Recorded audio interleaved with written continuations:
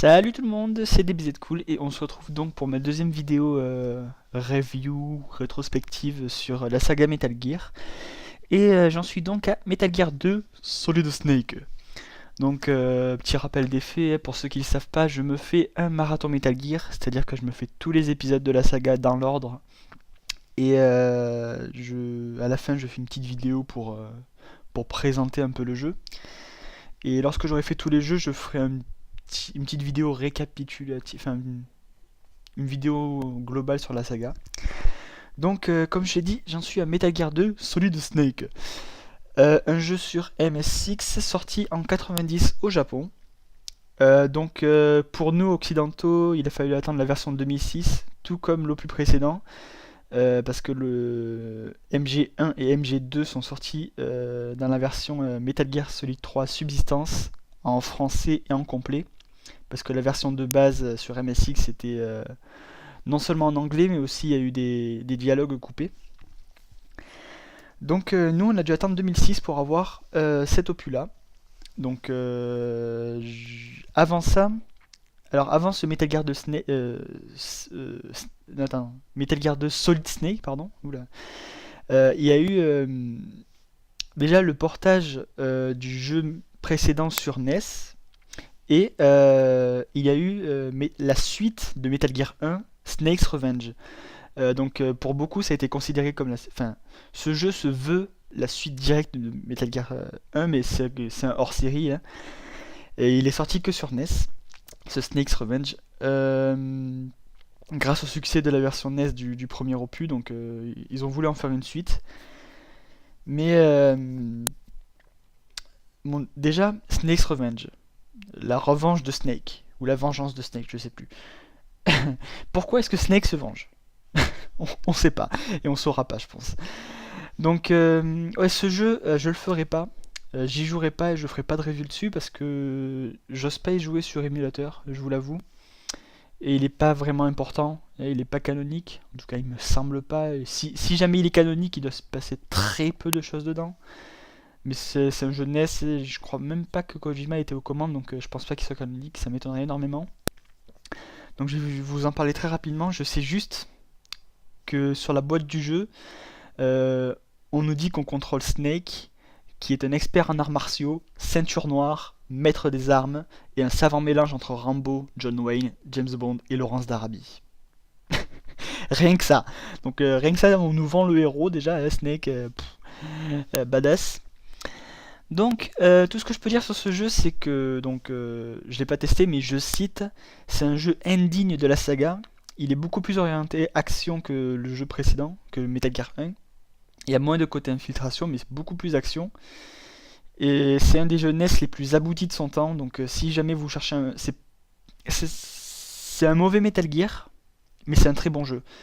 Donc, c'est un jeu qui est très loin d'être bâclé et c'est un des jeux les plus aboutis de son temps.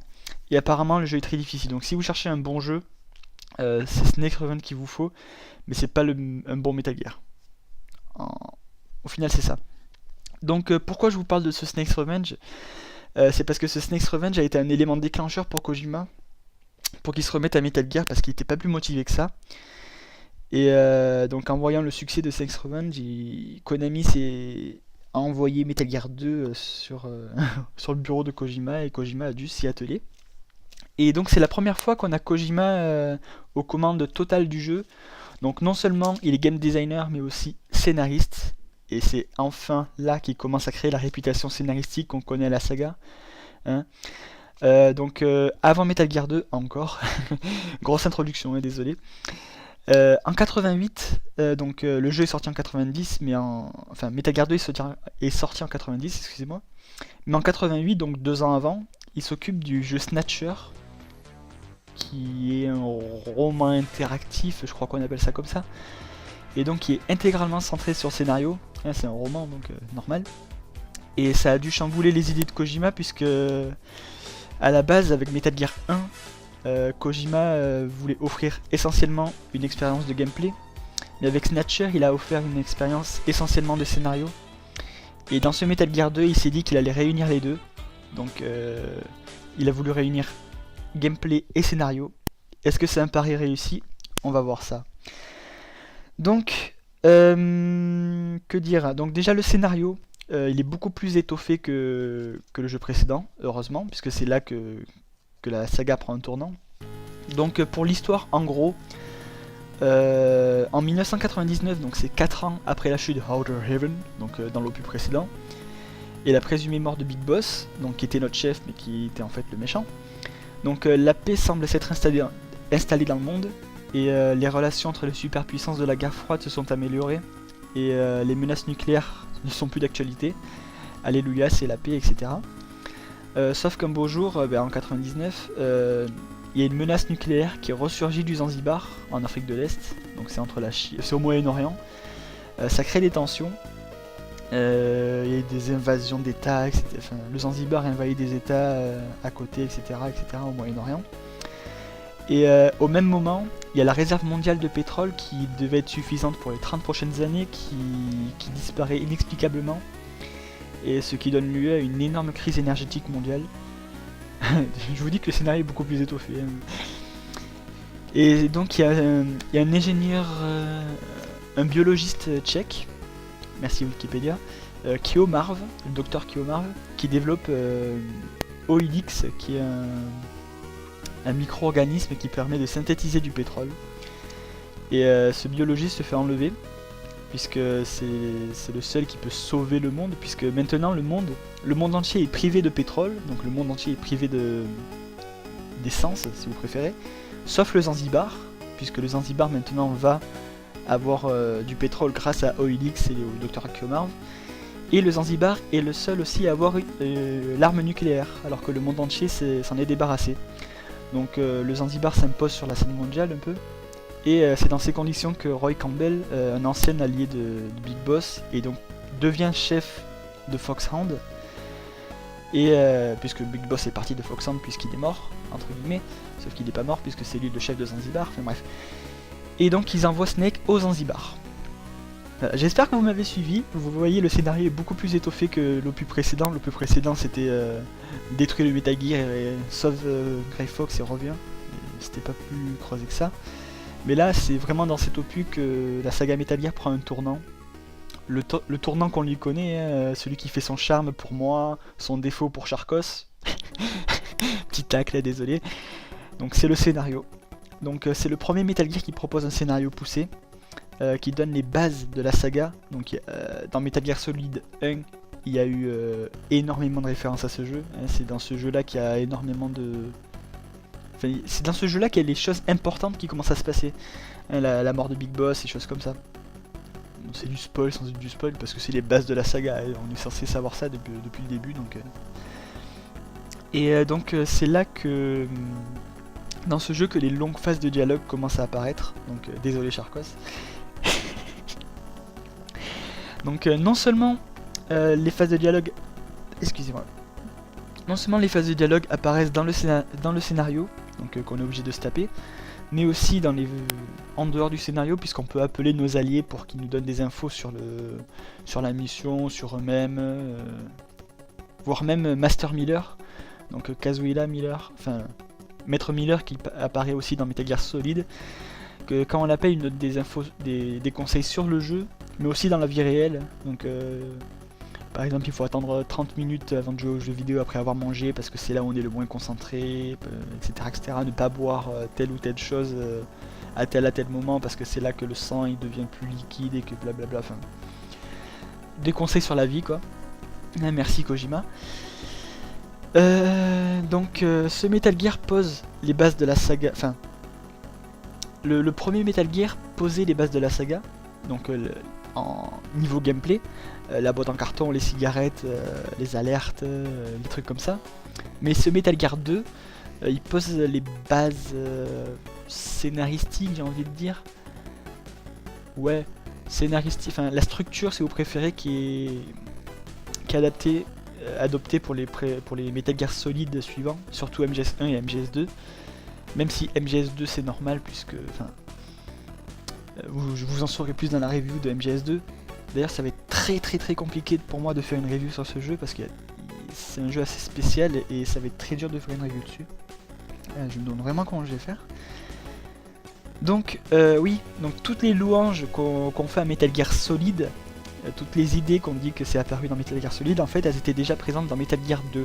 Donc le retour d'un personnage laissé pour mort dans l'opus précédent, faire changer la température d'une clé de sécurité, un mystérieux personnage qui nous appelle et qui nous aide, par exemple qui nous dira qu'il y a des mines, etc., etc., et qui s'avérera être Grey Fox, monter des escaliers pendant qu'on est poursuivi par une horde d'ennemis, détruire un AMD avec le mythique Stinger. Stinger qui est bien utilisé d'ailleurs, enfin j'ai bien aimé l'utilisation du Stinger dans ce jeu. Pour ceux qui ne savent pas, dans les Metal Gear Solid, c'est un jeu à la... On vise à la première personne, mais là on doit viser grâce au radar, enfin, c'est assez spécial. Enfin, je vous expliquerai plus tard, quand je parlerai du radar. Ça rime en plus. Le numéro de codec qui apparaît sur la boîte du jeu. On doit appeler quelqu'un au codec, mais le numéro de codec, enfin de téléphone si vous préférez, c'est sur la boîte du jeu. Donc ceux qui ont fait le jeu version, qui ont le jeu de digital, enfin qui ont téléchargé le jeu, ils sont un peu baisés. Coucou moi. Qu'est-ce qu'il y a d'autre comme idée de Metal Gear Solid qui a été reprise dans ce, enfin qui a été créée dans ce Metal Gear 2. Il y a un prisonnier qui est pas vraiment un prisonnier. Maître Miller qui nous donne des conseils sur la vie, bon ça c'est normal. Ça fait partie du personnage. Être accompagné par d'autres personnages. Là on est accompagné de deux personnages à un moment. Deux personnages. Et on est deux, le chiffre. Et on est d'accord, pour ceux qui ont fait Metal Gear Solid 2 et 3, hein, c'est les pires moments de la saga. Quand on est accompagné de Emma et de Eva, c'est les pires moments de la saga. D'ailleurs j'ai très peur pour Phantom Pain parce que du peu de gameplay qu'on a vu, on est tout le temps accompagné de quelqu'un, enfin on doit toujours transporter quelqu'un comme dans Ground Zeroes et j'ai vraiment très peur de ça parce que c'est les pires moments de la série. Dans ce jeu là, dans ce Metal Gear 2 c'était bien sympa, enfin ils sont pas gênants, ils peuvent pas mourir ni rien donc ouais non c'est pas gênant. Il y a des idées bien sympas aussi puisque à un moment il y a un prisonnier, il est dans sa cellule et il toque au mur, puisqu'on peut pas lui parler. Il toque au mur et il nous parle en morse en fait. Et c'est un morse utilisé dans la guerre de Corée, blablabla. Et nous, on doit le déchiffrer. Nous, il n'y a pas le maître Miller qui va nous dire deux coups, ça veut dire ça, blablabla. Non, non, non. En fait, pour le déchiffrer, il faut le manuel du jeu. Et à la fin du manuel, il y a un tableau qui nous explique le morse, ce morse-là justement. Je crois qu'il y a plusieurs morses d'ailleurs, mais enfin, dans le monde, je crois qu'il y a plusieurs morses qui sont utilisés. Je suis pas sûr. Et dans ce jeu, ouais, on doit déchiffrer ce que nous dit le mec grâce au tableau. Bon, franchement, je trouve ça énorme. Il y a le même procédé dans Pokémon Vert-Feuille et Rouge-Feu, ou dans les îles Arc-en-Ciel, je crois. Les îles Orange, non? Non, les îles Arc-en-Ciel. Vous savez, les îles bonus qui sont disponibles que dans ces versions-là. Il y a... je crois que c'est là où il y a les arbis. On parle à une porte, enfin on regarde une porte et c'est écrit en braille. Donc vous savez l'écriture des aveugles, les points, une sorte de colonne. Et à la fin de la notice du jeu, il y avait le... Enfin je crois que c'est à la fin de la notice du jeu, ou si... je sais plus si j'ai regardé sur internet à l'époque, ou... Enfin bref. En tout cas, il faut déchiffrer le braille. Et on doit aller sur internet ou voir la notice du jeu et on déchiffre le braille pour savoir ce qu'il faut faire devant la porte. Et moi je trouve ça bien sympa comme idée. Mettre à l'épreuve des petites énigmes comme ça, moi je trouve ça bien sympa. Bon par contre c'est dans le manuel du jeu, dans Metal Gear 2, le tableau du morse, donc ceux qui ont la version digitale, moi j'y joue grâce à la HD collection, donc c'est assez compliqué. Je sais pas si dans la Legacy Collection il y a les manuels du jeu, je sais pas du tout franchement. Je sais qu'à la fin du manuel de Metal Gear Solid 3 il y a les manuels de MG1 et MG2, donc je sais pas, il faudrait que je me renseigne dessus. Donc au niveau des ennemis, l'IA a été améliorée et surtout ils ont une meilleure vue. Dans l'opus précédent ils voyaient que devant eux, mais vraiment que devant eux. Si on était devant eux mais à 1 mètre à droite ils ne nous voyaient pas. Et là par contre ils ont un... Comment dire, ils ont un cône de vision, donc en gros ils voient normalement quoi. Et donc c'est beaucoup plus dur de s'en défaire. Surtout quand on a pris les habitudes de Metal Gear 1, de passer à côté des gardes, etc. Là on peut plus le faire. Ils entendent nos bruits de pas, donc c'est bien sympa ça aussi, surtout qu'il y a des surfaces qui font qui font du bruit quand on marche dessus, donc les grilles par exemple, le sable chantant, je sais plus comment ils appellent ça. Mais parfois les gardes ont des réactions bizarres, puisque à un moment on marche sur du sable qui chante, enfin du sable qui couine quand on marche dessus, et les gardes nous entendent. Dans tout l'écran ils nous entendent, mais ils tournent sur eux-mêmes en fait. C'est facile surtout qu'ils tournent dans le sens des aiguilles d'une montre, donc c'est assez facile de s'en débarrasser. Nous on peut ramper, ça ouvre des possibilités de gameplay, pardon, de ramper sous les tables, se cacher, passer dans les grillages, etc., etc. Et on peut on peut taper sur les murs pour attirer les ennemis, donc ça aussi c'est vachement sympa. L'idée du carton est plus poussée, donc dans toutes les reviews je vais être obligé de parler du carton. Hein. Dans Metal Gear Solid 2, il y a le même système en gros, c'est qu'on se cache dans un carton à côté d'une réserve à carton si vous préférez. Et le carton va être transporté à un autre endroit de la base et ça nous permet de nous téléporter un peu. Donc cette idée est apparue dans Metal Gear 2 encore. Donc ouais, c'était bien sympa. Les cartes de sécurité, elles sont évidemment de la partie, mais heureusement c'est beaucoup moins chiant que l'opus précédent.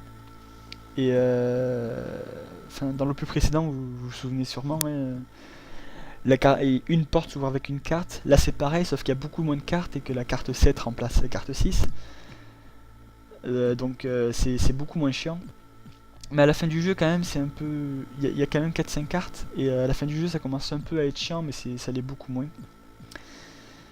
Les visages, durant les phases de codec, il y a des visages animés, voilà. Enfin non pas animés, mais il y a des visages modélisés, pardon.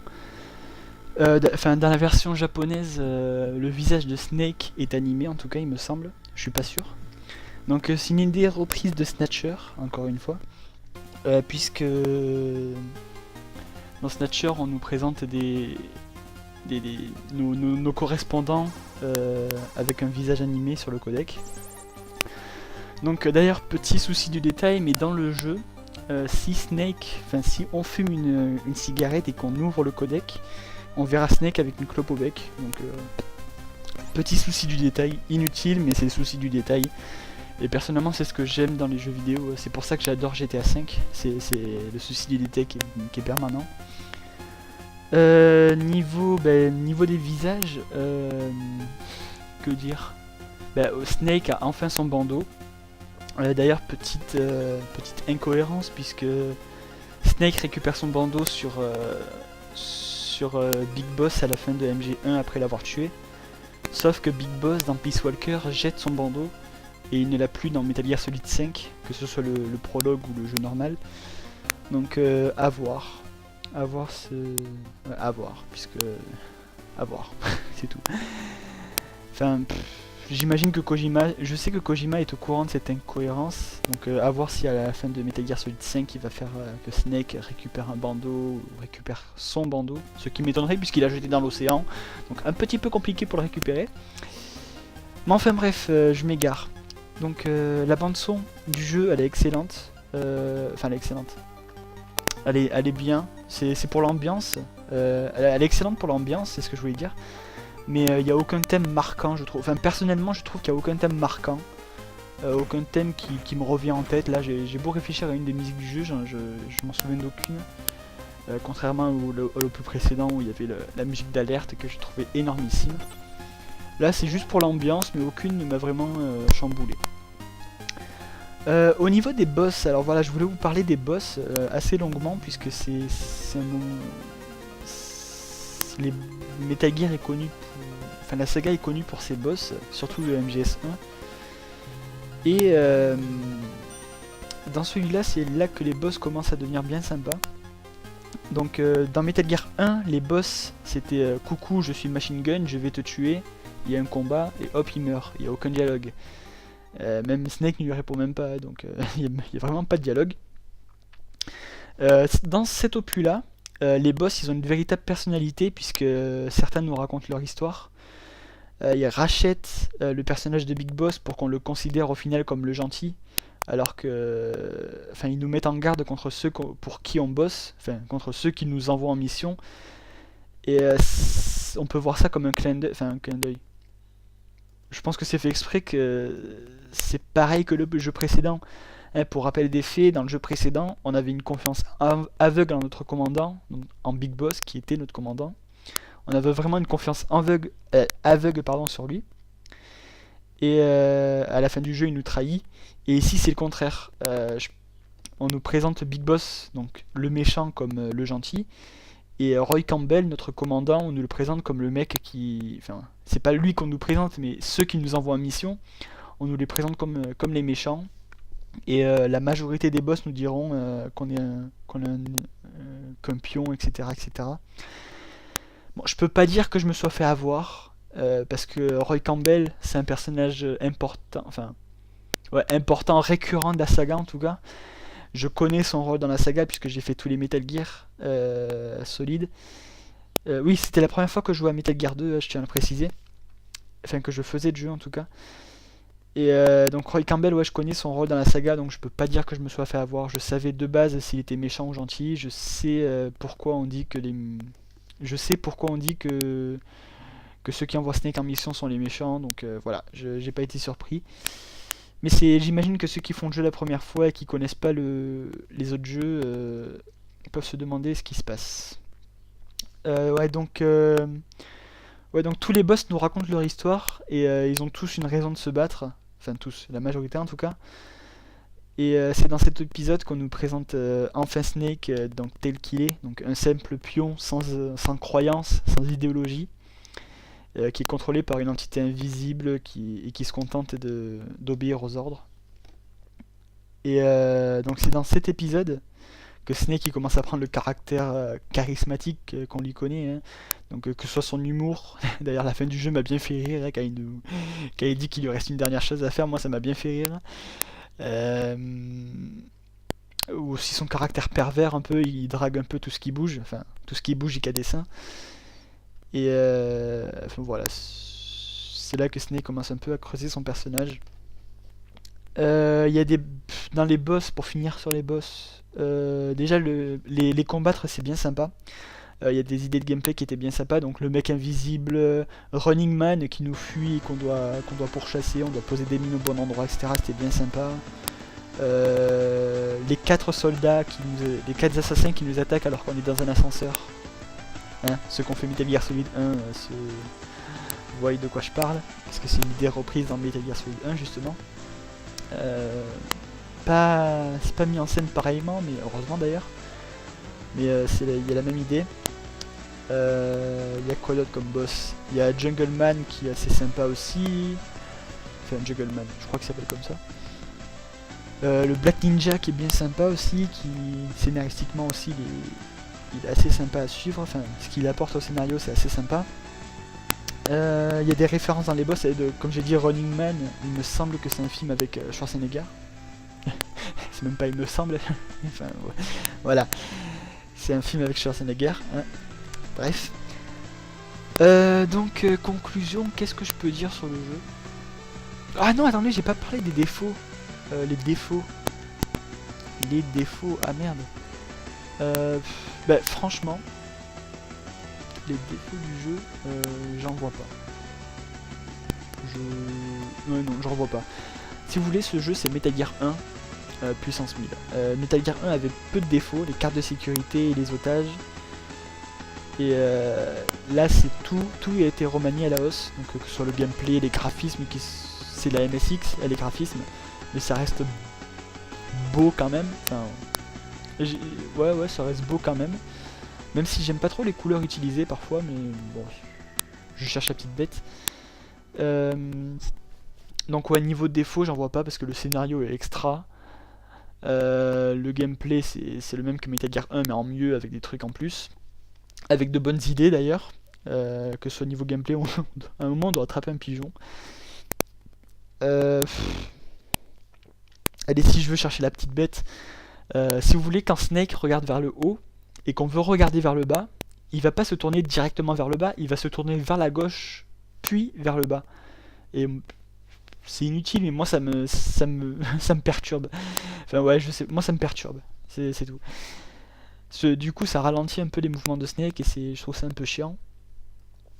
Donc ouais, voilà, ouais, je vois pas de défaut à part ces deux trucs, ce petit truc, mais ouais. Donc qu'est-ce que je peux dire sur ce jeu à la fin, en conclusion, c'est que c'est un jeu rétro et que les gens ont peur un peu de s'y lancer. Les jeux 2D, c'est plus trop d'actualité. Il y a des exceptions, bien sûr, hein, Rayman, Mario, etc.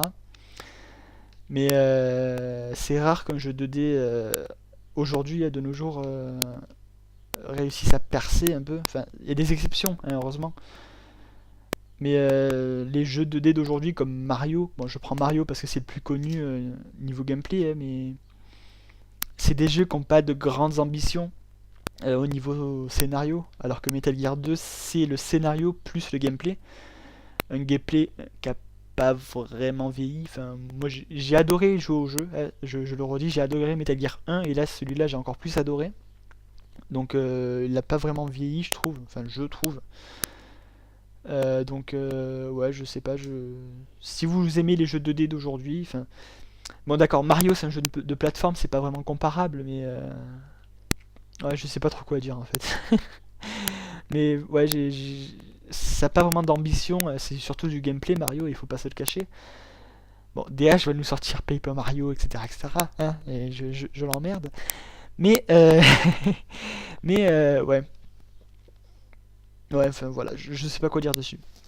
Donc oui, attends, j'ai oublié de dire que c'est un jeu qui combine parfaitement le côté infiltration, action et scénaristique.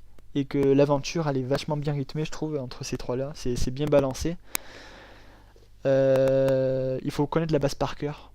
Comme l'obus précédent, c'est assez chiant ça d'ailleurs, c'est un des défauts. Enfin, c'est pas un défaut, c'est une qualité, puisque ça prouve que le jeu est assez vaste et qu'il faut connaître le jeu. Mais bon, quand on tourne en rond pendant 1 heure, c'est un peu chiant. D'ailleurs, j'ai fini le jeu en 10 heures. J'ai regardé sur YouTube, voir les gens qui font des let's play dessus.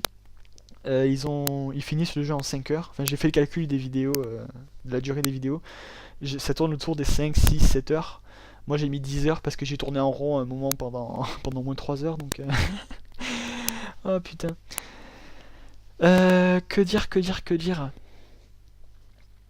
Donc ouais, le jeu il est sorti véritablement en 2006 avec Metal Gear Solid 3 Subsistance.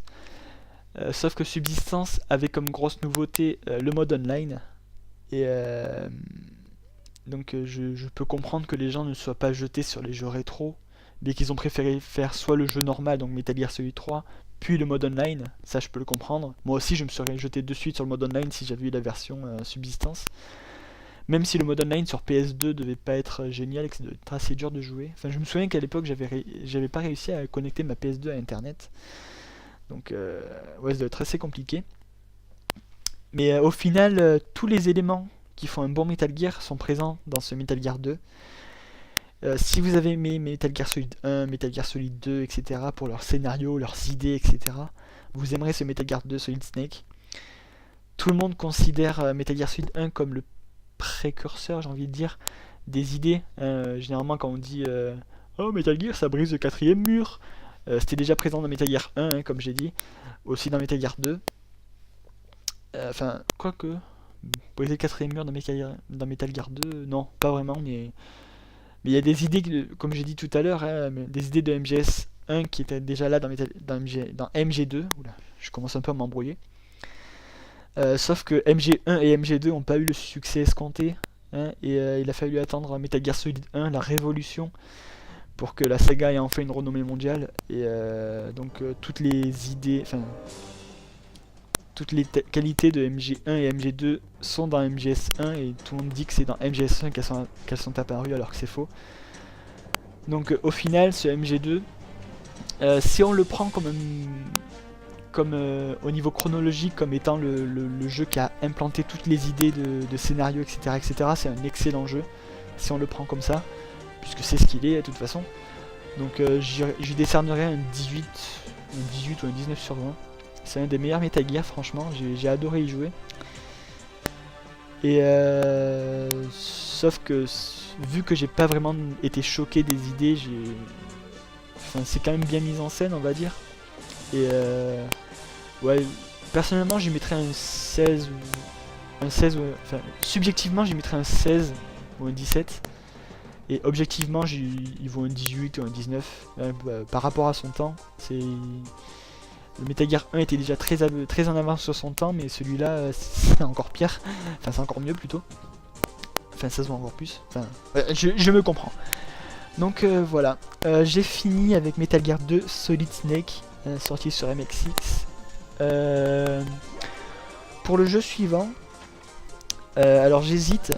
Enfin déjà, je vais faire Metal Gear Solid 1, donc ça c'est sûr. Je parlerai dans la même vidéo du remake GameCube The Twin Snakes, qui est sorti sur GameCube, comme j'ai dit. Je suis en train de le télécharger par émulateur, ce Twin Snake, parce que j'y ai jamais joué. Donc je verrai si je pourrais beaucoup en parler ou pas. Donc ça m'étonnerait que mon PC arrive à le faire tourner, mais on verra bien. Et par contre, il y a un Metal Gear Solid Ghost Babel qui est sorti sur Game Boy Color. J'ai essayé d'y jouer. J'ai adoré le gameplay, franchement j'ai adoré. Mais j'ai galéré à y jouer. Enfin, j'ai adoré mais j'ai galéré. C'est un peu compliqué. Mais j'hésite à le faire. Enfin, j'hésite à le continuer parce qu'il n'est pas vraiment important. Il n'est même pas canonique, je crois. Enfin, j'en suis certain même. Enfin, je crois. J'ai pas envie de dire de bêtises. Et je préfère me centrer sur les jeux principaux. Donc si je fais Ghost Babel, ce sera peut-être pas dans l'ordre chronologique de sa sortie. Je crois qu'il est sorti après MGS1 et entre MGS1 et MGS2. Donc j'hésite à le faire, très franchement. Et j'hésite même à le faire en let's play en fait, si jamais RomStation arrive à régler ses problèmes de capture de vidéo. Donc ouais, on verra bien pour la suite. Donc je vous remercie d'avoir écouté jusque là. Et je vous dis à la prochaine pour ma review sur Metal Gear Solid 1 et sur The Twin Snake. Enjoy!